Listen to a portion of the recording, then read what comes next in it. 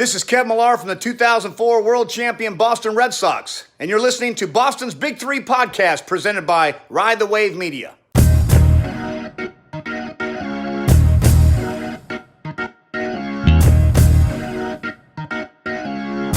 And welcome back to Boston's Big Three, episode 89 on this Dr. Martin Luther King Jr. day off. It's a good day to record a podcast. Had a lot of sports, a lot of things going on this weekend. So let's talk it out. But before we get started, we have something called opening takes now, similar to how we do final thoughts. We're gonna start our shows with whatever's right on our mind. So Babs, you wanna introduce us to your first opening thoughts of Boston's Big Three? My opening take is Kyrie Irving. What's going on? You guys just got James Harden over to Brooklyn, and the Brooklyn Nets make this trade to seem like, all right, let's make Kyrie happy. Let's put this trio together with Kevin Durant, and Kyrie's still nowhere to be found. And it seems like that he's not going to play for the rest of the season. So if you look at it in the Nets case, you gave up 3 first-round picks, 2022, 24, and 26, and it's like a kind of a cop-out because at least James Harden and Kevin Durant together are going to win you games. Like, it's going to happen. But if you're the Brooklyn Nets, like, what are you going to do? Like, is Kyrie even going to come back to the NBA at this point? His name just surfaced up today. I saw that he ended up buying a house for George Floyd's family. And I actually asked somebody about that and their take, and he said maybe it's a good thing, don't get me wrong, but is he doing that to try to take some pressure off of himself from the media? Like, because there's been a lot of negative media for him lately. So I just look at the Brooklyn Nets. It's kind of a joke. I feel bad for Steve Nash. I feel bad for Kevin Durant. You were going to team up with this guy. And I just hope that if Kyrie Irving has a mental, not all there, something mentally going wrong, that he gets the help that he needs. He's a player that has a big fan base that's respected by people, but it's just we want to see what he does on the court, especially with this opportunity to compete in the Eastern Conference. And it's not there. So I hope Kyrie gets the help he needs, and I hope we get Kyrie back on the floor at some point in 2021. I think he is coming back this week. He just has to do the quarantine thing because he's been around so many people since he hasn't been playing basketball. But it is an interesting idea exactly what is going on up there in Brooklyn. Nobody really knows other than the fact that James Harden's just come to town, and they're really building a great team up there in Brooklyn, and they look like the front runners at the moment in the East. But my opening thoughts today was my first day at the University of Connecticut Stores Online for my grad program, and UConn basketball has not won a game since I've been there. So I may have to step down from my role in their program just to make sure that they get back on the right winning note after losing to another unranked team. So who knows what the future holds, but I still got a lot of hope for my UConn Huskies now. But getting into the show, this was a busy week in sports. None more important than the divisional round playoffs in the NFL. If you want to jump right into whichever game you want to talk about first, Babs. There's 4 to choose from. Yeah, I mean, overall, there's 4 games to choose from. They're entertaining to say the least, like competitive. It just feels like the NFL is somewhat rigged in certain ways to keep these games close. The thing that stuck with me is the Cleveland Browns were the Cleveland Browns of what we've known for all this time. Just so many mistakes between penalties or reaching out for a touchdown, and you end up fumbling it, which ends up being a touchback. And they kept it close. Like, they did keep it close. I think if Mahomes stayed in that game, it would have been the 10-point spread, and they would have lost by like 15, 16 points. The Cleveland Browns beat themselves. I mean, again, you're realizing these teams, the New Orleans Saints, they beat themselves as well too. A lot of turnovers. Twice in the red zone, and you only score 6 points. 3 turnovers, which led to 21 points for the Bucs, which you put Tom Brady on the Saints 40-yard line or even closer to that, and he ends up, he's gonna score. Yeah. It was game over every for the time. Saints. And you torched their special teams. And there could have been a special teams touchdown as well, too. And I believe that was called back. So, credit to Aaron Rodgers and the Packers. They played a legitimate defense. And Devontae Adams got his over Jalen Ramsey, which was fun to watch. So it looks like the Packers are definitely in the right spot heading into their game next week. And crazy stat, too, that Aaron Rodgers has never had a NFC title game in Green Bay. So this is the first time that he's going to end up doing this. And then for the Bills-Ravens games, the Lamar Jackson showed that how one-dimensional Lamar Jackson is, just a running back. That's what he is. They couldn't get anything on Buffalo. And, it's great for the Buffalo Bills fan base. You guys are in the AFC title game, but you're playing the Kansas City Chiefs. So Kansas City should roll out with that. But it'll be interesting, too, this week with Pat Mahomes in the concussion protocol. Right. But, see if he even gets the opportunity to play next week. Yeah, overall it was exciting football. You stay glued to the TV the entire time, all 4 games. Totally. Sunday's games were 100% better than Saturday's games, but we have a good slate next week with those 2 games in the conference championships. Did you enjoy watching Tom Brady play? Because I sure did.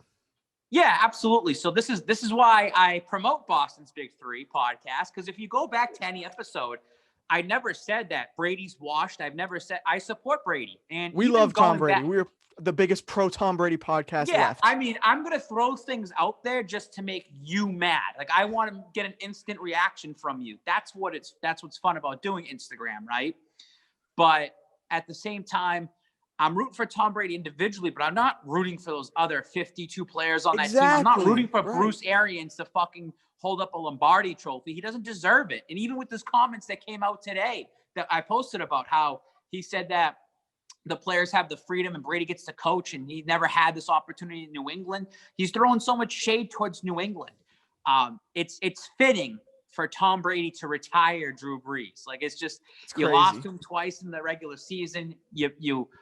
They were down 20-13 in that game, and he made the comeback, and then they end up tacking on an extra 10 points on top of it too. It's, again, the Saints beat themselves. That's the way I look at it. And also, Drew Brees does not have an arm. Like, he does not have. He had a good touchdown. There was a good throw earlier on, but they had to put Jameis Winston in there to make a deep ball throw. Like, they didn't trust Drew Brees. And it worked.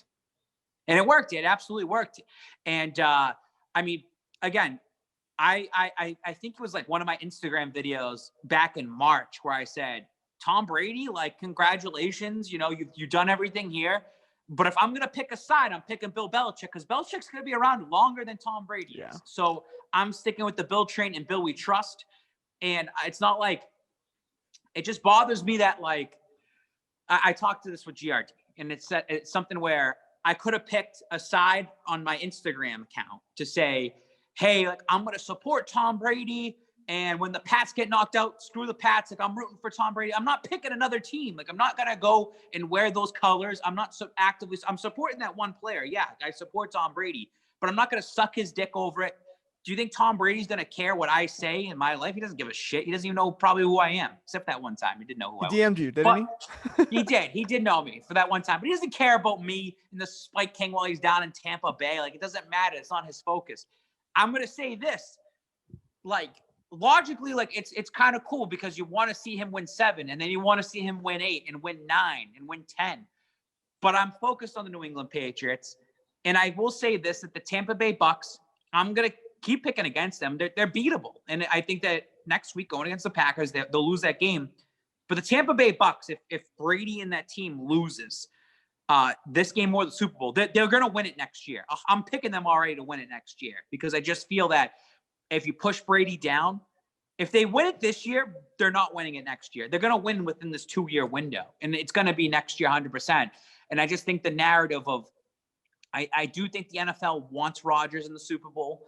I think there was kind of some tough calls for New Orleans that they try to help him as much as possible, which is why you got Brady doing the high five thing, like to the referee as kind of a getting fuck left you. Hanging. Yeah, he kind of knew like that, the Saints were getting the calls, but it's amazing to see what Brady's able to do still. He does have a fantastic supporting cast around him, like Chris Godwin, Mike Evans, and Rob Gronkowski and Antonio Brown, like Leonard Fournette, even had Ronald Jones mixed in there. He's got a fucking stellar team around him. So also people need to realize that too. It's not just Tom Brady doing this with fucking Tompkins and LaFell and, whatever bum ass tight ends you end up having. What's the one that we end up getting from Buffalo a couple years ago, or Martellus Bennett? Like, it's not like he's got legitimate studs all around him. Those guys are studs. Marty Bennett's a stud. Come on now. Marty Bennett and Chris saying, Hogan types. If Tom Brady had those Chris Hogans, if Tom Brady had a Patriots offense like he did this year, like, they wouldn't be going this far. Like that's the thing. And I don't know how many times I have to repeat this. Like, I'm not upset Tom Brady left. If Tom Brady stayed in New England would probably be in the playoffs, but they're not going to be a Super Bowl contending team. That's exactly what we saw last year. Yeah.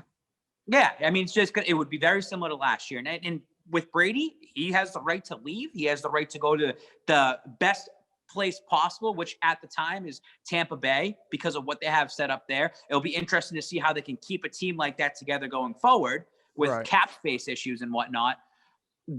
I mean, something I tweeted out too, which it got swapped around because of the Seahawks losing to the Rams, but the NFL has this in the palm of their hands.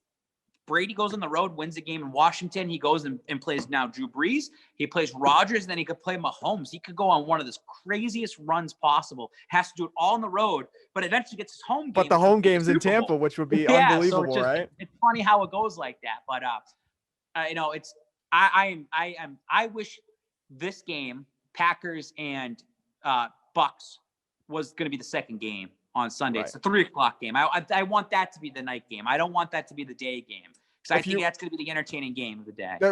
Both of these are going to be entertaining ones for sure. But if you were to pick your Super Bowl matchup right now, who's in the Super Bowl right now with these four teams left? So I just want to talk real quick about the four teams. I'm always about storylines. Like, I'm narrative storylines. I'm a wrestling guy. I'm always like that. So how funny would it be if the Buffalo Bills make it?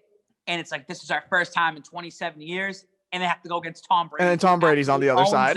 Who's like 32-3 or whatever it is. He's only has 3 losses against the Buffalo Bills. Imagine that. Or you get the Bills. See, the Bills and Packers doesn't make any sense to me. Like, it doesn't. Yeah, no one wants that. Nobody wants Bills Packers. No one wants that. That's the one that you throw down, right? Right. So you got the Bills Bucks, but then on the flip side, you can do Kansas City. It matches up well against whatever it is. Right. If it's KC versus Packers, you got your throwback. Super Bowl exactly. Super Bowl one, you got your throwback right there. And then also you can have, Brady versus Mahomes. Like, that's what you want as well too. So if I had to pick what it's going to be, I think it's going to be the State Farm Bowl. And I do think it's going to end up being Kansas City and Green Bay. You have 2 number 1 teams going against each other. Aaron Rodgers with his MVP performance this year. He's going to get the MVP the night before. This will be Rodgers' last time he goes to a Super Bowl. And I think he was already in the Super Bowl for the last time. Oh, so I think this is his last chance then. Okay. Even in the NFC title game, I think this is his last chance. But I think Rodgers has been on such a fuck you type of tour. The way his body language has been this year, especially with the Packers drafting Jordan Love. It'll be interesting. I think this is his last shot, and I think he might know that. Whereas Brady knows that he'll have another chance. Yeah. Brady will be there next year. Like, Brady's gonna have that supporting cast around him. So I think there's I'm going Kansas City Packers. Okay, I think there's a few different ways to look at the last 4 teams left, and I like the Saints and the Bucks played 3 times this year, and the Saints got the better of the Bucks the first 2 times. The Packers and the Bucks played once this year. And that was the game where Aaron Rodgers scored the first touchdown of the game, and they were up 7-0, and they didn't score a touchdown for the rest of the day. That's like the Aaron Rodgers, the Hingle McCringleberry. Like, so it was 3-0. He scored a touchdown. Should have been 10-0. It was a penalty. They brought it back. They end up having to kick a field goal, which ended up making 6-0, and they got absolutely destroyed. And then the Bucks scored 40 straight points or something like that. But yeah. I think that it's going to be a lot better game than that. It's not going to be like the Bucks steamroll them the same way they did before, because I think that game was in Tampa Bay, and this one's going to be very different. It's going to be a ground dominant game, especially with, I think, temperatures predicted to be like 20, 30 degrees, something sub-zero like that. So it's going to be a ground dominant game. So you're not going to be able to see the best from Tom Brady in the passing game. So which won't affect the Tom Brady. It doesn't. The cold weather is not going to affect him. Probably won't affect Gronkowski. It might for some of these players on that team that's used to that, warm air and stuff like that. It could affect his offensive line. So like his protection. Could affect the defensive line. It could affect defensive players. So, I mean, with Aaron Rodgers, you're going to see Aaron Rodgers be Aaron Rodgers and throw that ball around. And Davante Adams, I think he could have a 3-touchdown, 200-yard day. I think that Bucs defense isn't that good as you think it is. You know, I think that with a throwing quarterback, he should be able to pick apart that defense. Compared to someone like Drew Brees, he really isn't that throwing quarterback anymore. He doesn't have that same shoulder. And there was at least 2 deep balls in that game. I know the Winston one, which was a trick play, but at the same time, Brees did throw the ball down the field. I just think that it's going to come down like I said, it's going to come down to coaching. And I just feel that Bruce Arians is going to get out-coached. It's not going to be Brady's fault. You're not going to see him throwing 3 interceptions like Drew Brees did. It was Drew Brees' fault why they lost. The Saints beat the Saints. That's the way I look at it. You gave Brady the opportunities to do it. The Packers cannot turn the ball over. They're not going to give the Bucs or not give Brady any opportunities. That's what you got to do. That's what's going to have to happen. But I mean, that Packers team is completely different from where they played the Bucs earlier this season. Same way where the Bucs were a completely different team when they got blown out by the Saints. I mean, you're finding this is what conference championship games are all about. The 2 best teams left in each conference. And that's what you're going to get out of that Bucs Packers game. Yeah, going back to something you said earlier about having the storyline, that's what I'm looking for too. Because, like you said, nobody on the planet wants a Buffalo Green Bay Super Bowl. No, it's gross. It feels cringy just saying it, like speaking it out loud. Like you just don't want that to happen. Just give the Packers the championship because like that don't ruin exactly. Buffalo. I think it's going to be a good. There's going to be a good storyline as long as that matchup doesn't happen. Because if you look at the other 7 potential matchups, it's going to be good. Either Brady versus Mahomes or Buffalo, just the same way he's dominated Buffalo. I think that would be an amazing storyline, just to see that in the Super Bowl about how many times, because New England would get talked about so much in the Super Bowl if Tom's there with Buffalo, about how dominant he's been against them the last 20 years, and then it'll flash back to the Mahomes AFC Championship game in 2018 for the 18-19 season when the Pats went on to win Super Bowl 53. They'll just flash back to that a million times because it's showing how good Tom Brady is in the playoffs versus these teams that he's played a million times in the regular season. Those storylines would be beautiful. So my dream scenario would be Buffalo, New England in the Super Bowl would be impossible, but beautiful. But Buffalo versus Tampa Bay in the Super Bowl is what my dream scenario would be. But my realistic one, if I had to put some money on it, I really do think it's going to be Kansas City versus Tampa Bay. And now, Tampa Bay will be the first team to play at home in the Super Bowl. Who would you root for in that Super Bowl? I go Tom Brady. Yeah, I don't want to see Mahomes win. Asking me a question and saying the same thing. Right. Babs, you are so against Tampa Bay. Like you don't want them to win, but you support Brady. Right. If the Bucs make the Super Bowl, doesn't matter. All of New England's cheering for Tampa Bay. It doesn't matter if it's Kansas City. It doesn't matter if it's Buffalo. I'm rooting for Tom Brady. Exactly. I'm not rooting for the Bucs, and I'm not supporting that, and I'm not buying championships. Let's twist it up. If Tom Brady played for the Bills and made it to the Super Bowl, would you still be cheering for Tom Brady? Oh, that's tough. That is so bad. But it still raises the same situation where you're cheering for the one player. But if it was like the Cleveland Browns versus the Tampa Bay Bucs, I'd be rooting for the Cleveland Browns. That's because I don't have any hate towards them. I don't have that. Like it's just an off thing. It depends. Like if the Bills are playing a team that I don't care about in the NFC, like the Arizona Cardinals, like I'd root for Kyler Murray. Like that's I would root for that side of it. And our former boy Chandler Jones. Yeah, I would root for that. I'd root for Larry Fitz to get a ring. Yeah, exactly. Like that's what I would want. So I think it's important to understand that on the show we're not Tampa Bay fans. We're literally Boston's big three. Tom Brady gave 20 years of his life. It was both of our childhoods growing up watching Tom Brady play as our only quarterback. So we have a certain place in our hearts and our minds for Tom Brady. We're going to be cheering for him. We're going to want to see him continue that success that he had in New England because it proves to everyone who's ever said anything like ill will towards him or about him. Anytime you've ever had an argument with someone, whether like, oh, is it Tom Brady or is it Peyton Manning? You're be able to solidly say Tom Brady is one of the best players, not one of the best players, the best player to ever touch the gridiron. And it's not going to be an argument here in a few weeks. the only reason why I would really be going against Tom Brady right now is just because of the narrative that's going to be coming out when he wins it all. And it's in right now, every game we go, the narrative gets, bigger and bigger towards Bill Belichick being like, how the fuck do you let this guy walk? And now what we're going to be doing here in Boston, because guess what? Football ends in February. It's right around the corner. What are we going to hear?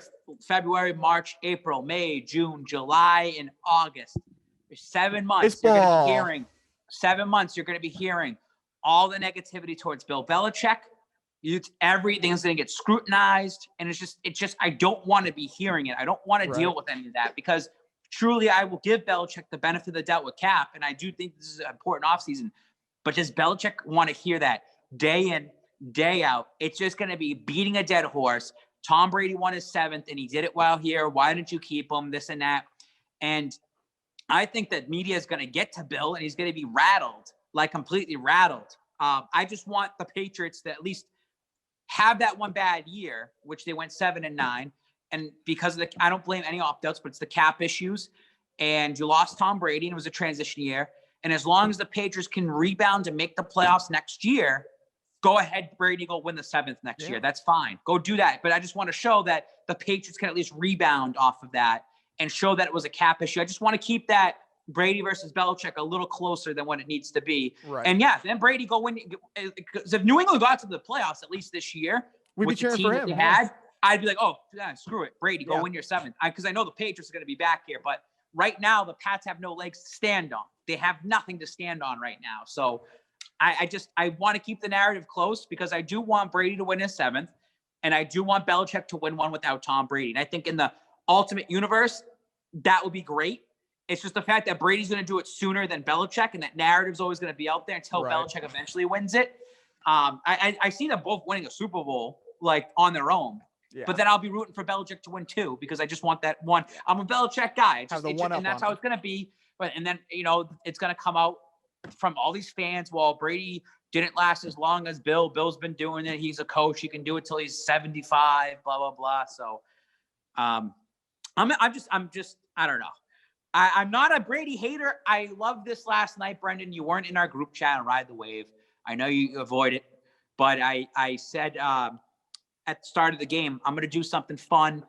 And not everyone's going to know about this. This is the reason why I'm doing it. So I let you guys know. And I posted a picture of Belichick after every few Bucks drives or Saints drive. And it was Belichick smiling, drinking the orange juice and the water. But I was posting it as if I was Bill Belichick watching the game. And if you notice the expressions, it was kind of like, oh, the Saints are in the top. Oh, look at this. I told you so. Halftime, I'm eating my halftime sandwich. And then all of a sudden, it's a little smile, that smile that he had against the New York Jets. And all of a sudden, it turns into yelling. Breeze throws another pick, and he's upset. Brady scores a touchdown. And then at the very end, it's Brady flashing those rings. 9 pictures, 9 posts. It's kind of like, this is what Belichick's emotions were probably like watching the game.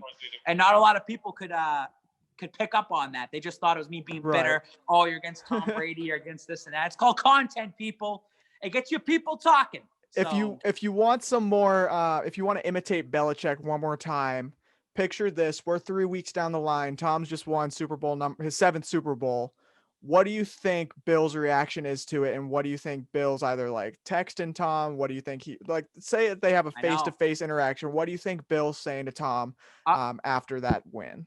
I'm sure he's congratulating him. Yeah. I mean, that's going to be crazy. That's what everybody here in New England's going to be waiting for, is going to be, what's the first thing that comes out of Robert Kraft's mouth and Bill Belichick's mouth when Brady wins that 7th one? And I know Robert Kraft, they'll give him lip service. Like, they're going to, I'm sure Belichick talks to Brady here and there. I'm sure they talk, and I'm sure he's congratulating him through his rounds. And I mean, again, people try to take it like it was a sour relationship to end and this and that. I don't think it was. I mean, Belichick gave him Antonio Brown. He gave him Josh Gordon. He tried to do what he could. And at the time, in that season, which they went like 8-0 before they lost to the Ravens, they were undefeated, and the defense looked good. They had a good team and good chemistry going on. Now, yeah, he drafted N'Keal Harry because he was trying to look for his future. He knows that Brady was on his way out. He gave him Antonio Brown. Antonio Brown shot himself in the foot. I'm sure that bothers Belichick more, that Antonio Brown, what happened to him, and losing his head, and all of a sudden he's down in Tampa and is about to win a Super Bowl. Like, I would be upset. That's why I'd be upset about it. But in terms of Belichick, I'm sure he's saying, congratulations, Tom, you deserve it. You're the greatest player of all time. You're the greatest quarterback. And I understand why you left and you went into the greatest position possible. Look, I'd love to see Tom. I mean, if I want to play devil's advocate, I would love to see Tom Brady go to a team that he has to build instead of that already being there. Like, that's the thing right now. This Bucs team was was the silver platter. Here you go. We give everything possible. By the way, Leonard Fournette's holding out in Jacksonville. Yeah, he'll come right over. Oh, your buddy Rob Gronkowski. Yeah, he'll come out of retirement. Oh, Antonio Brown. We'll wait 8 weeks before bringing him on. Like, it's just, you're literally handing him everything. Right. And it's bullshit, because the rings that Brady got, people want to call them the Cheatriots and all this and that. Sure, the defense helped him out in the first half of the dynasty, but Brady was playing with nothing on that offense. Like, you couldn't name receivers in those first couple of years except probably Troy Brown. Like, that's the thing that can come to your head. Or Jermaine Wiggins. Like, imagine that you won a Super Bowl with Jermaine Wiggins as a tight end. But in the second half, you got to give Belichick credit, because you got the guys like Edelman and Gronkowski that made something out of it. He got the little role players like Chris Hogan. He got these guys on offense, but those guys and those teams are, except for the 07 team, because he had Randy Moss, this team's way better. This Bucs team on paper would beat the shit out of any other Patriots team that he's won a Super Bowl with. That's why I'm saying you're handing this guy a silver platter and saying, here you go. You know Tom Brady's not washed. No one's ever said, if you say that Tom Brady's washed, you're an idiot. Everyone knows that Tom Brady still has it. And even in a down year in 2019, he still had it. Like, he still had it. I just want to see if Tom, and not saying that Tom, if he's truly the GOAT, he just walked into a very good situation. The timing worked out for Brady. And that's why I'm kind of like, he doesn't have to face really any adversity at all. It was just that his team didn't have the chemistry at the start. And that happens when you come into a new team. So that's exactly what he was looking for, because he's at the point in his career, he doesn't have the time to wait for the Patriots to build around him anymore. Yeah. So that's exactly why he ended up leaving in the first place. He had to get to somewhere that was already a team that was already put together. That's what I'm trying to tell Patriots fans is, like, if you kept Brady, would not have the team that he has right now. I mean, he walked into the best situation possible. So when he gets the 7th ring in a couple weeks, which probably ends up happening, I mean, don't look at it like, wow, I can't believe we let this guy go. Look what he just did. Right. Just remember the cast that he has around him on that offense in Tampa Bay. And just remember what he would have had here in New England. And it's one of those things that you got to give it a couple years in New England for it to eventually even out. I just wish it was more even now. Right now, Brady owns it all. Like, Brady is just miles ahead of Belichick and the Patriots. And it sucks. And we have to deal with it. And it feels like I'm in the basement right now. And it's like, when are we going to get out of this? Right. But we will. We will next year. Hopefully. It's hard running an Instagram account talking about Boston sports and all this when Brady's just like flashing his fucking dick and throwing it right out there and saying, suck my dick, Patriots fans that didn't want to support me or anything, or support the Bucs. I'm doing this, blah, blah, blah. And then I'm out of here. And now you have to wait until the Patriots can finally catch up, which could be 5 years for all you know. So, and that's the thing we're going to be dealing with the Brady fans versus Patriots fans, like, for the next couple years. Because if the Patriots if they make it to the playoffs next year, and they make it there next year, and the Patriots don't win anything, you're still going to hear the people, oh, if you had Brady, you let him walk. Like, it's just, I don't want that. And I think it's just me in denial, because it's going to happen. And they're going to go to games next year. I'm going to be at Gillette with a half crowd over there. And they're going to be like, oh, I can't believe you never supported Brady. I'm like, I do. I just never support the Bucs. And you're going to fucking see all these people coming into the Patriots games the next couple of years wearing Brady Bucs jerseys. Like, you're going to see a lot of that too. We should start something where we can't allow those Bucs jerseys to be worn in New England. Like, granted, there's the 1 week where the Bucs are coming to Gillette. That should be the only week that Tom Brady Buccaneer jerseys are allowed in New England. That's going to be, it's gross to think about, that there's going to be another team's jersey other than like a Michigan or his old like San Mateo or whatever school that he's going to have jerseys for in the stands. And it's just, I don't like the thought of that either. What bothers me at the end of the day, quote this, what bothers me at the end of the day is that Patriots fans found a cop-out excuse to not support a 7-9 team. And then when they get good, they're going to come right back onto the wagon. And I fucking hate that. I hate that. That's why I'm a Brady supporter individually, but I'm not a Tampa Bay Buccaneer supporter. I'm not buying their merchandise. I'm not looking at it where it's like, oh, the Pats are 7-9. I'm out of here. I'm going to go support the Bucs for the rest of the playoffs. I'm not doing that. Like, it's like, well, who are you going to pick to win? I'd rather see Cleveland win. I'd rather see, another team win. At this point, I don't really care who wins the Super Bowl. I'm focused on the NFL draft coming up. I'm focused on what the fuck's going to happen with the quarterbacks. I don't give a fuck who ends up winning this, because guess what? You're going to be an afterthought next year anyways, when the next team ends up winning. That's what I look at. It's such a cop-out fucking thing. All these people, I'm from New England, I'm from Boston. Look at me wearing my Bucs jersey. I'm posting it on Instagram, on TikTok, and this and that. What are you going to do in 2.5 years when Brady's out of the league? Are you going to come crawling back to the team that you did not support this year?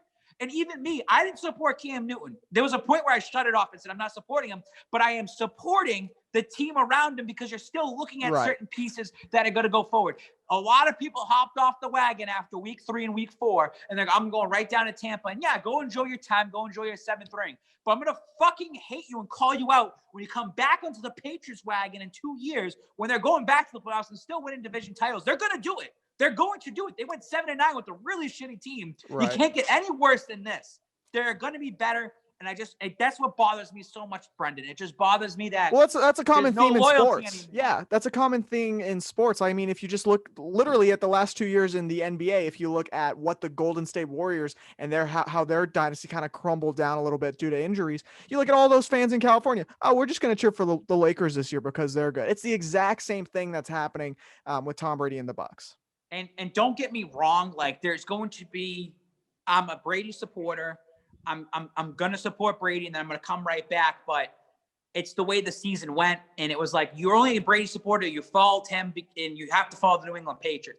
This is what I'll say. If you are living outside of New England, like if you became a fan of, the Patriots, and you live in California, or you live in India, or you live in Japan, or you live in Florida, or you live in Minnesota, that's fine. But if you grew up in Boston and support all 4 major Boston sports, like, I don't care if you're a Pats, Lakers, and you're one of those fans, cool. That's on you. But if you support the major Boston sports, or you live in the New England area where the Patriots are like a quick drive down to Foxborough and you watch games at Gillette and all that, you cannot support another team. Like that. Right. That's the bother. That's the bothering of it. Yeah, can you support players individually? Sure. Like, I like LeBron James. Like, I like him because of what he's doing and stuff. The fact of the matter is, you completely said to the Patriots, screw yourselves. I'm going to go have fun in Florida for 2 years, and I don't care a shit about this team until they start getting better. So a lot of people expose themselves in that way. And it just bothers me that they're all going to come back to the Patriots and root for them and this and that. So I'm looking at myself long-term and saying, I'm sticking my foot in here. I'm with the New England Patriots. I'm with Bill Belichick. I'm riding this out. We're going to go through these little mini dark days, and I'm going to see the light at the end of the tunnel. And when Belichick wins his 7th Super Bowl as a head coach in New England, it's going to mean so much, because I dogged it out. It out. Instead of going down and selling, like, if Brady wins the Super Bowl this year, guys, that's it. That's all you're going to get from me. Congratulations. That's awesome. That's cool. That's great. I'm not going to your parade. Like, I'm not buying your championship merchandise to go show off to everybody. But think about that. Like, when they win it and people are going to buy the championship hats. And like Dito, only Dito, he showed me that he said, I'm not shushing anymore about it. He bought a Tampa Bay Bucs hat. He's like, oh, well, I've always wanted one because I was a supporter of Mike Allstott, the awesome fullback. It's like, come on, guys. Like, it ain't it. If I could go back and you say, Babs, would you change your mind and be a Brady supporter and suck his dick for the clout and stuff? No, I'd still stick with Patriots. I'm still with the Patriots all the way through. Yeah, we're both Patriots fans. It's how it is. That's it. Go to the grave. But speaking of the other 4 major sports, I think it's time we mentioned the Boston Bruins on Boston's Big Three for the first time in 2021, I think. They're currently playing right now against the New York Islanders and are currently 1-0-1 on the season, both games coming against the New Jersey Devils. But they still haven't scored a goal full strength. They've only scored on the power play and during shootouts, but they got that one win coming at the hands of Brad Marchand, who actually picked up the puck during the shootout, unlike one infamous time during the playoffs recently. But the Bruins are back. They're currently tied 0-0, but you got any thoughts on our Boston Bruins? No thoughts at all. Tuukka Rask took a big dump on me in the first game because he just he shut stood it down on his head. He shut it. I mean, he did give up 2 goals in the third, but he absolutely shut it down. He shut it down in overtime. Looked great and didn't allow a goal in overtime or the shootout. No, so he looks fantastic, and I'm I'm still anti Tuukka because it's just the way you handled it. It's the way you did it last year. And I know he's going to get a lot of people defending, oh, this kid went to the hospital and this and that. And I'm sure I'm going to get proven wrong. I'll circle back on the Tuukka support soon. Give it a couple games because the next game I believe Halak came in and they lost that game. So the Boston Bruins, it's gonna be Rask. Rask needs to prove himself. He just needs to keep proving himself. He's the best regular season goalie out there. But when it comes to crunch time, come on. I hope the Bruins make it back. And I will say this: I hope there's a little fire under Patrice Bergeron as the captain now. He's got the captain patch now, official. That you win it without Chara. I'm supporting it that way too. Chara left. I mean, again, another guy. His time was up. His time was up with the Bruins. And I don't think Pasternak's playing yet this season, so the Bruins are definitely going to get a boost when he comes back as one of the best goal scorers in the league. They still haven't scored a goal yet. When it comes to hockey, guys, I love playoff hockey because it's literally anybody's game at that point. But when it comes to the regular season, for me personally, especially with the Bruins, they're going to be there. They're going to be in the playoffs. They're going to be at some point, and that's when I'll start focusing. That's when I really want to watch out all those games. I was watching the game right before we came on here too. I was eyeballing it. So the Bruins just got scored on, so it was Tuukka. Sorry, Tuukka. We jinxed them, but they're now down 1-0 to the Islanders. But I'd say we're not a big hockey, especially if you're considering us the big three. I think the big three we talk about mainly definitely Patriots, Celtics, and sprinkle Red Sox or the Bruins in there. The problem for me is any sport, Celtics or Red Sox. It's just talk to me at the All-Star break. Right. That's what I'm like for the Celtics, in the NBA. I don't care until the All-Star break. Then I could wait and see because it's just like the NBA. The final 2 minutes is where everything happens. It's just in hockey. Yeah, it has to go back. Just talk to me at the All-Star break. Let me see what the record is and then go on a run. Same thing in baseball, All-Star break. Once it's all about after the All-Star break for all three of those sports. Whereas football, every fucking week matters. Every game does matter. Just like college football, every game matters for college football. It'll be fun to talk about hockey again once we get to the playoffs again because the Bruins hockey playoffs, they were in the bubble for maybe 2 weeks before they were all said and done there because it ended up playing the they got bounced quick. Yeah, real quick. But moving on to the other favorite sport on the big three, the Celtics. They came back from their COVID stint. They had about a week off, but before playing the Magic at the beginning of the weekend or earlier this week. I'm not sure what day they played the Magic, but came out strong performance from the bench. I think every player that got minutes that game ended up scoring at least 4 or 5 points, which was magical. Because then you had Taco coming in at the end of the game and just lighting it up, adding to the highlight reel. You have Taco pulling up from 3 and picking up the ball and dribbling down Broadway and yamming on the Magic defenders. So it was quite interesting. Got the Taco tattoo. So it may turn out to be a good investment in the long run. Because Taco was balling against the Magic. But the following game, the Celtics did not perform quite as well. It was a blunder of a performance. Probably the worst game the Celtics have played recently in the last 4 or 5 years. Playing the New York Knicks. Ended up losing by 30 points to the Knicks. They were down by 15 or 20 the entire game. Nobody could get anything going. Jason Tatum's still out. Babs is going to say that, the Celtics should tank if they're losing to the Knicks. But no, this is the first game back for Kemba Walker. I'm just laughing because you crapped on the Knicks and you said the Knicks are 5-3. You think they're gonna keep up with this, and they went on a 5-game skid, but they ended up beating the Boston Celtics by 30. Once you said that, they lost their next 5 games. So you need to say that again to make sure we get the Knicks back where they belong. I mean, they just had. I looked at the Celtics just having a bad shooting day. They had a very bad shooting day. And guess what? Again, there's 72 games this year, Right. but there's so many fucking games still to happen. So is this now? If they lose the next game, they lose by 30, and it's like, okay, we have a little problem here. But as long as you bounce back the next game, you're fine. Exactly. I mean, it's basketball. And it's Kemba's first game back. You're having an all-star point guard take over for Jeff Teague again. You're going to have a guy that's more used to facilitating an offense more than Jeff Teague is, I think, because Kemba's actually more the type where if he's not passing the ball, he can pick that ball up and shoot, score, pass, whatever. It's going to be a different way to facilitate that game. So having a point guard come in that hasn't been in Boston, hasn't played for the Celtics since over the summer in the bubble, since the Miami series, and played hurt the entire time too, and have a guy that's come back trying to get his feet under him again in game action, because he didn't have any 5-on-5 like full contact basketball before his 20 minutes versus the Knicks. So it is interesting seeing Kemba step back in. It is going to be fun having these guys all mesh again together, because I've said this previously before, he's such a great leader for the Celtics, knowing that it's not his team. He's not the number one guy. He's not going to be the guy that's trying to score 30 points a game. He knows that is Jason Tatum teams and Jaylen Brown's team. So he's going to be dishing it to them, getting them off the pick and roll, everything to try to get them open, get them good looks, get them in their spots. And Kemba's been so good at doing that already. Even this game, the 30-point loss to the Knicks, Kemba had 2 or 3 assists to Jaylen Brown. Jaylen ended up having 25 points in the night, still leading the NBA in scoring per game. So that's a bright spot right now.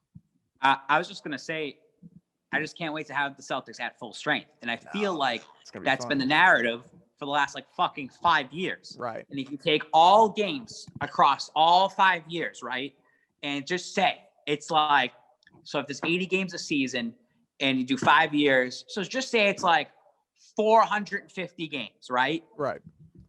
At least 325 of them, they probably haven't been at full strength. Like, it just feels like that. They haven't had a season where they're completely at full strength, where there is no injury. And I'm talking about whether it's the Kyries or the Gordon Haywards, when you miss them the entire year. That's a whole entire season you lost because you weren't at full strength for what you should have been. Like, just there's something like that.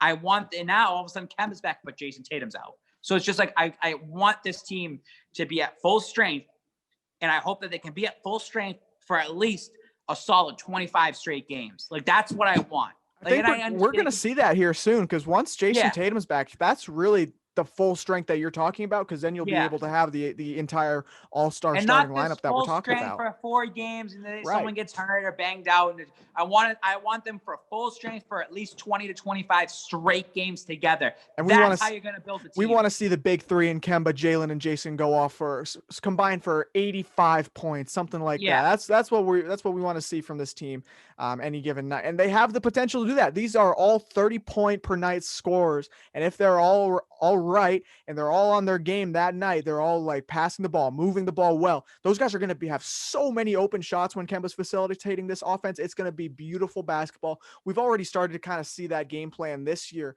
with the movement, especially with having 2 centers in the starting lineup, which I think is the most terrible idea of all time.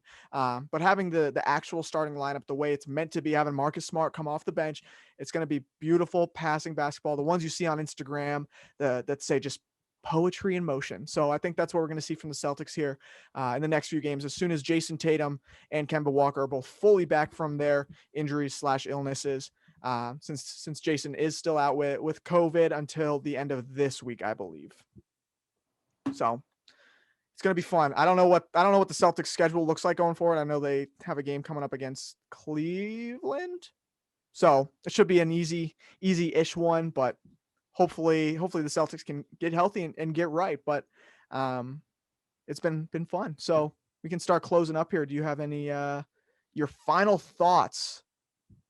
Before we do final thoughts, I'd like to just say that Boston's Big 3 did a giveaway recently on the Fight King page.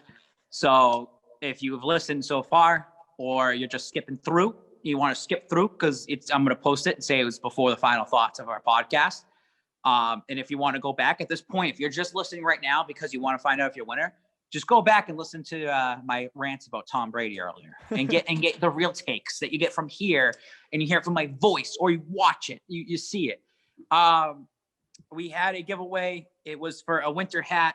We had like a Patriots mask and some like car decals. We had the book, the book from Jeff Benedict, Dynasty. We also had a 8x10 autographed Edelman picture. I picked 4 winners. I went on there. I scrolled through them, read through them. I picked 4 people. What you got to do is, if I say your name, just DM me and directly say, hey, you said my name on the podcast. And then if you're the first person to DM me, you get to pick your prize. So it's one of those things that if you're listening, I like that. You're listening right now, and I say your name, whatever you want. Go whatever I say it in. If you're the first person to DM me and I have it, you're gonna pick out of what you want. So that's why you got to listen in. And I also screwed you guys because you thought it was just gonna be a giveaway on Instagram. No, you gotta listen on Boston's Big 3. The whole point was Boston's Big 3. So we're gonna double check. Make sure you're following the page. The winners are Josh_King, BTC Brigman, Sim_Shady101, and Jossie Poo 3, Pooh, Poo, Jossie Poo 3. So Josh King, BTC, Sim, and Jossie, you message me, you DM me. I have your names right here, all written down. Those are the winners. So if you message me, DM me directly, the Spike King, first come, first serve. You get to pick what you win. And if you don't message me, we're going to choose more winners. I mean, maybe we'll pick another winner, but I get to keep it. But or whoever DMs you. My final thought, Brendan, is it's absolutely despicable that corporations and businesses just control our economy and our society, because I find it fucking moronic that because it's the NFL and it's the playoffs, we're going to make sure we have fans in attendance. And I just feel that we should be doing this across the league, even in regular seasons.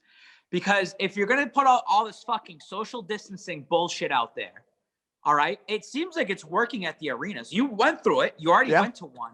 Did it seem like people were kind of spaced out? Did it seem like things were sanitized? Did it seem like everyone was kind of doing their due diligence? Everything was spaced out once you get into the arena, but as soon as they open the doors, everyone's kind of like doing a little mad rush to try to be the first one in, that kind of thing. So that was really the only time when there was a big group of people together. But I think they are doing their due diligence. I just don't think they can control it outside the arena, right when fans are entering. So figure it out. Figure it out, because I just think that if you're allowing this to happen in the NFL playoffs, where it's supposed to be right now the worst time possible, yet it's okay that Kansas City can have 16,000 people, and it's okay that Tampa Bay has been open all year long. And WrestleMania is going to be down there. Oh, it's okay, you can have fans. Why can't we have this in Boston? Why can't we just have this fucking 4,000 fans in Boston? Why can't you just, even if it's just your season ticket holders, I don't care. Pick a select few that can only attend certain games. Have it rotated. Figure it out, because seeing these empty arenas is just sad. It's just sad. It doesn't have a feel to it. And even when Buffalo, Cuomo, you're just such a hypocrite that, your state gets hit so hard and you want everything shut down. But when the Buffalo Bills are in there, oh, it's okay. We'll have 6,700 fans there. That's what I think is complete bullshit, Brendan. It's either... Right. Shit or get off the pot. You shouldn't be, if you're going to stick to it, but it's the NFL playoffs, we'll allow it to happen. What makes that so special? It makes no sense. Right. Allow fans, get these people back out there in society and do it social distancing. Because guess what? We're going to have to do it anyways to get back into a regular format of society. So I think that you're able to do it for hockey. You're able to do it for football. You're able to do it for basketball. You should be able to do it for even, and here's double final thought. What's the baseball going to be like, Brendan? Because I'm seeing that the Yankees and the Mets, they're going to be hosting vaccination clinics, and Fenway Park's going to be one. There's not even going to be these baseball stadiums all across, because they can hold, a massive amount of people to do the vaccinations.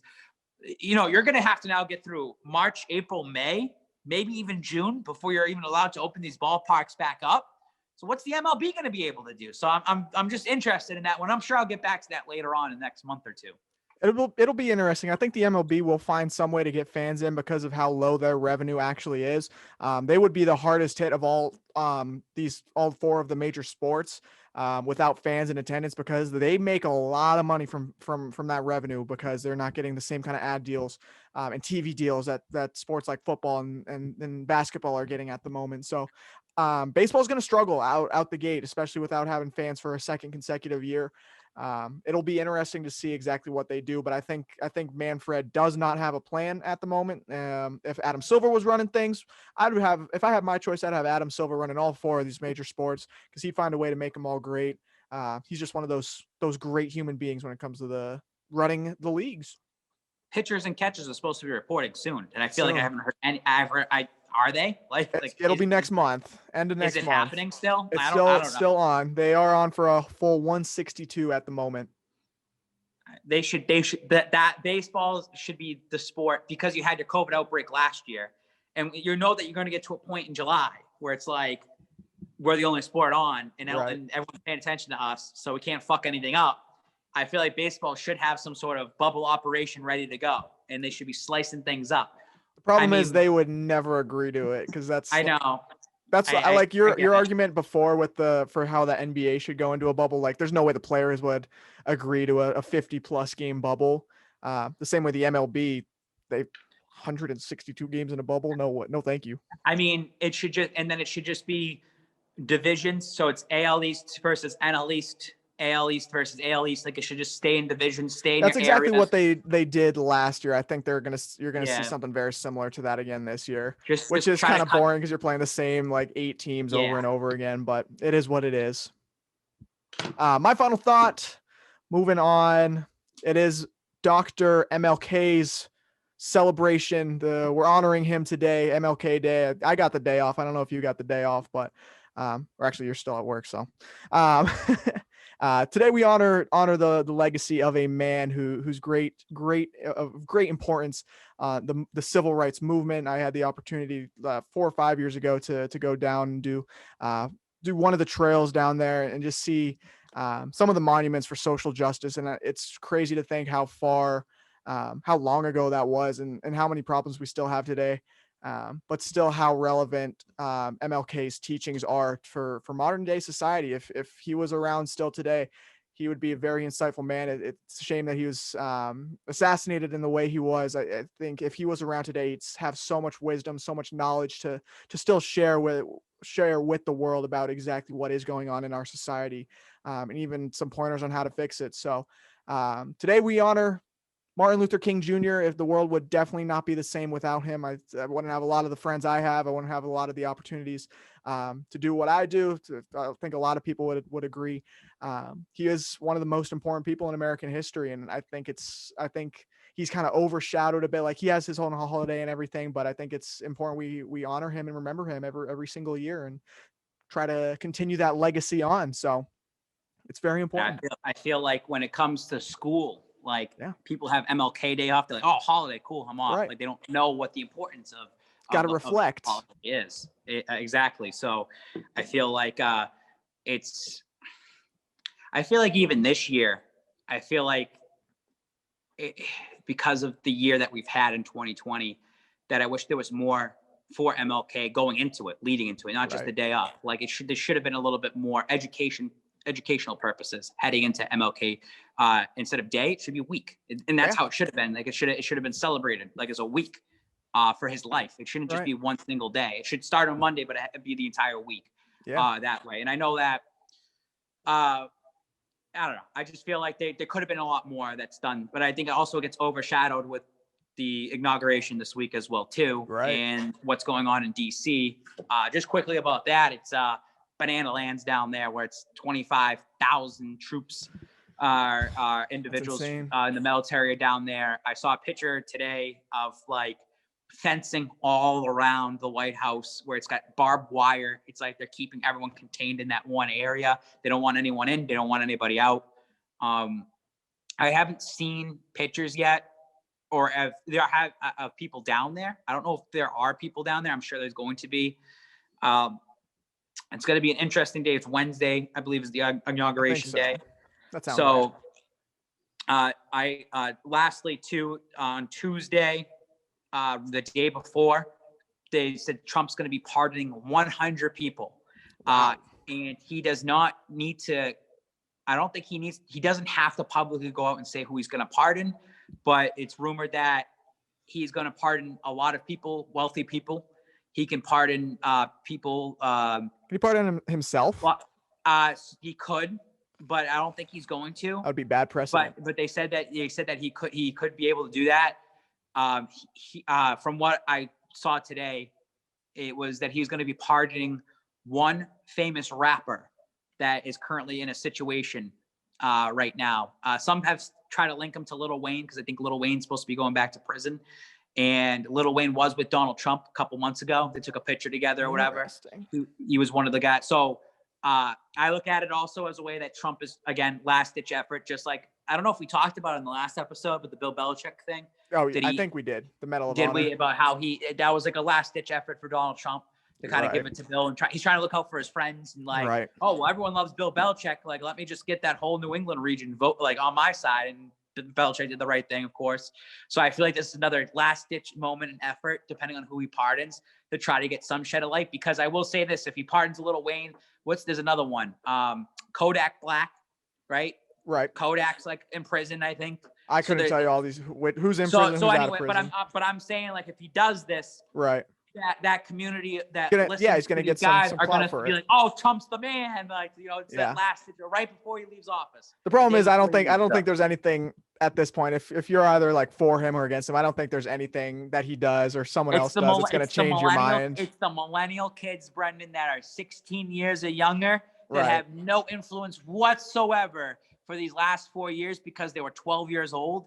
That does not affect them for their day-to-day lives. But if their favorite little rapper, Kodak Black, gets out of prison, they're going to remember that for the next fucking 15 years. So it's like one of those things. Guess what happens when they get older? It's like Meek Mill and Robert Kraft.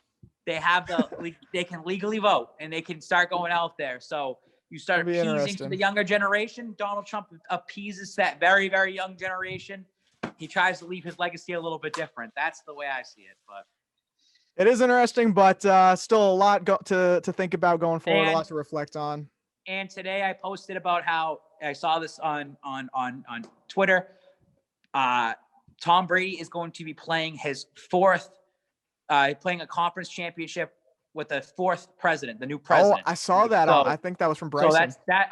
And then I said, I looked at it even more. He was drafted during Clinton's administration. So I wrote that, and then someone tried shitting on me saying, no, he only played for 4 presidents. I'm like, why don't you read the caption? And then he took a big L, and then he deleted his comment. But ratio him. I mean, but still, 5 presidents that Brady has. Unbelievable. Was drafted in the administration, but he's playing for 4 different presidents. Is crazy. Also, I saw the stat on. I think Edelman posted like a congratulations to Tom on 14-2 in divisional games. I mean, that number doesn't make sense. And I mean, that's always been his first game anyways, because they've always had the bye week. I mean, his wild card win against Washington must have been his first win in probably 15 years. They don't go to the wild card often. 16 divisional rounds, and this will be his 14th championship weekend. In 9 out of the last 10 years, he's been unbelievable. Like, you can't make these things up. And this will never be done again. And going back to the Brady thing, it's like you can't hate it. Like, I'm not hating this. I mean, I wish he was with the Patriots, but obviously it didn't work out, and it's not there. And he's gonna get to another Super Bowl. He's gonna do it without New England. Like, he's gonna get there, whether it's this year or next year. Like, I'm telling you, it will happen. He's gonna win one in the next 2 years. Do you think he would retire if he won it this year? No, that guy. It's one of those things that these people that love Aaron Rodgers, right? God bless them. It's the people that live in the Midwest. Midwest people. The Midwestern. The cheeseheads. Aaron Rodgers is the best. Aaron Rodgers is the GOAT. Aaron Rodgers is better than Tom Brady. I mean, if you were that Drew Brees is better than Tom Brady just ripped your heart out and made him retire. And Brees has the regular season stats. Brady's going to surpass it eventually. Like, he's going to get it, whether it's next year. That's like, same thing with Aaron Rodgers. If Tom Brady comes in and makes you lose, because you said – you already saw his last chance at the Super Bowl. But if Tom Brady comes in as MVP, Aaron Rodgers, by the way, and says, hey, I'm not letting you go to the Super Bowl. You have to beat Tom Brady first, and Tom Brady wins. I mean, just think about Tom Brady now You got to put Rodgers out. You got to put Rodgers out of the conversation. It doesn't matter if you hate the Patriots. It's just like you can't say that Rodgers is better than Brady when Brady went in there and beat you. Right. This game, by the way, I should have said this earlier. It reminds me a lot of the Kansas City game a couple years ago. The Patriots had to go on the road. One, yeah. And it was a cold game, and they had to beat Kansas City on the road, and they had to beat MVP Mahomes. You have to beat MVP Rodgers, but hey, the MVPs don't win Super Bowls, so why not knock him out now? Literally is going to play till he sucks, and it's at the point where the problem is I don't think he's ever gonna suck. So he might not, but then that's fine because he's just gonna keep padding his legacy. Like it's gonna be at the point where Brady's not playing for the NFL greatness.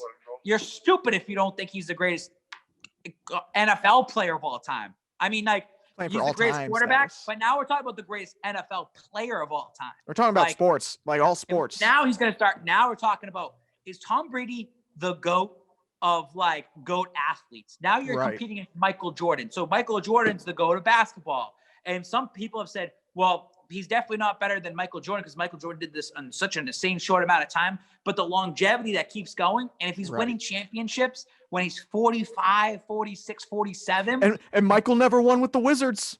He never won one with the Wizards when he went there. Like just Joe Montana never won one when he went to Kansas City, I'm pretty sure. Yep. Like it's just, a lot of these players. Now the only other one that's done it is Peyton Manning. He won with Denver. And then retired. So Brady needs that. Like Brady needs these little things. Like just look at golf. Like Tiger Woods is the greatest golfer of all time. If you want to say he is, I'm sure it could be debated, but in golf, you could play when you're 20 to fucking 70.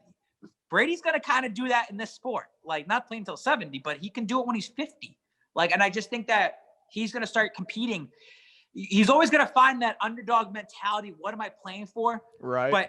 And this is why and it's why I support Brady. Don't get me wrong. I don't support the Bucks. I'm going to support him individually because over time it's just going to grow. You're going to get not sick of it, but it's just like he's still doing it, and he's not going to be a Tampa Bay Buck. He might be he might be playing for another team. He'll retire. He'll retire after the Bucks. He won't sign anyone. I really think he's going to play till he's 50. Like, and I don't think that he's going to be staying with Tampa Bay. I think he can be doing these 2-year stints, then finding the next team that actually has pieces around him. He can go into that team and do it. I really think it's going to be like that. I really do think it's going to be like that. And I think that would it hurt Brady's legacy with the Patriots?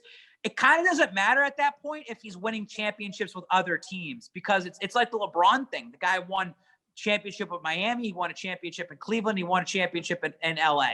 So his legacy is always going to be Cleveland. His legacy is always going to be here in New England. It's never going to taint it if he keeps winning and at least going to championships. Just like Brett Favre, like he left and went to the Jets in Minnesota. Like they was still going as far as he can, and his body kept telling him to do it. You look at Brady play, last night. He doesn't look like he's 43. He looks like he's in his 30s when he's playing. Like he still looks pretty young. So, Brett, I'm sorry to go on a rant here, but it's all good. So just a long final thought. It's just, yes, it is a long final thought. It's just that Tom Brady, when it's all said and done, when he's 52 years old and he steps away and he's done, the fans, the media are going to say, we literally witnessed the greatest athlete of all time. No Muhammad Ali's, no Tiger Woods, none of the MJ stuff. Not Tom Brady was the greatest athlete in professional sports history. That's what he's playing for. He needs to release a shoe now, like Jordan. And he could. And that's the thing is that if he can get that media driven on his side, if he can get that going, I mean, he can sell whatever he wants when he retires. Now, when he's 52 and he retires, he still has another 40 years to live, like because of his TB12 fucking methods. Like he ain't dying. So in those last 40 years, he can be selling whatever he wants to do. I will tell you this. I think when he retires, I don't see him sticking around the NFL. I don't see him doing like what Drew Brees is going to do. He's going to be on Fox. Like that's cool for Drew Brees. Peyton Manning should be on ESPN. Like that's what they should be getting him. He's going to leave football entirely. And he's going to go do his own thing in Hollywood or LA or wherever he goes. So it'll be interesting for sure. That's it. But I enjoyed seeing that post-game moment between Tom. I don't even know if it was post-game or pre-game, the moment between Tom and Drew Brees on the field. Oh, it was post-game. Yeah. Post-game. That was a cool moment for a little send-off. Just adopting his family. His family playing around Drew Brees. He goes, "Nay, coach, go long." Throws a dime to his son, catches in the end zone. Like it's just the best part of that video is Drew Brees' daughter just beating up the little brother. Like, I didn't even see it the first time watching through, but I read some comments and it was like, yo, the little girl's a savage. I went back and watched the video. I was like, oh my God, she's killing the kid. But it was interesting. But thanks for hanging around with us. Winners DM Babs, episode 89 of Boston's Big Three.